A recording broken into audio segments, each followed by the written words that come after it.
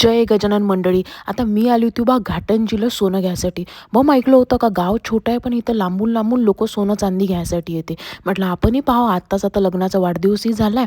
मग नवऱ्याला म्हटलं देणार बा सोन्याचा एखादा हारमार घेऊन मला. नवरा म्हणे अगं मीच तर तुझ्यासाठी सोन्यासारखा आहे. म्हटलं बाबू त्या येलपाड्या गोष्टी काही मला सांगू नको, मला हार घेऊन दे.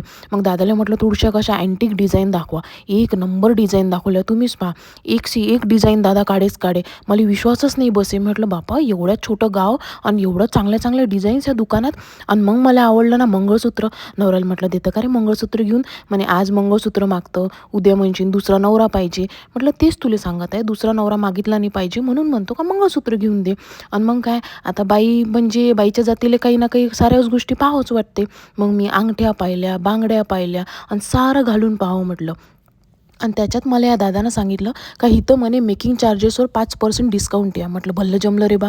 आणि मला हे मोराची अंगठी तर लईच आवडली राजू, का तुम्हाला कायच सांगू. आणि मी नाही का मस्तपैकी फोटोशूटही करून घेतला सारे दागिने घालून. आणि दादा मला मस्त एक गोष्ट काढून दाखवे. कारण दादाला कळलं का बाप्पू असते अमेरिकेले, तर ताई घेतेच आहे. मी म्हटलं दादा लई चिकट आहे राजा, एवढं सारं तुम्हाला काही घेऊन नाही देईन, पण एखादं गोष्ट तुम्हाला घेऊन देऊ शकते म्हटलं. हारमार तर मंगळसूत्र तर नवरा तर नाहीच म्हणे. मग मी म्हटलं नाहीच काही तर चांदीचं ताट तर घेऊन दे. नाही ना म्हणे चांदी किती महाग आहे ना असं तसं. म्हटलं जाऊ दे बा, मग फोटोशूटच करून घेतो. मग या दादाची थोड्याशा 4 गोष्टी केल्या का इन्व्हेस्टमेंटच्या बाबतीत. मग हे म्हणे सोन्याची बिस्किटही आहे म्हणे आमच्या इथं, पाहिजे असेल तर. मग घेतला एक हार आणि निघाली मग. आणि तुम्ही इथल्या डिझाईन्स वगैरे पाहून घ्या किती सुंदर सुंदर आहेत.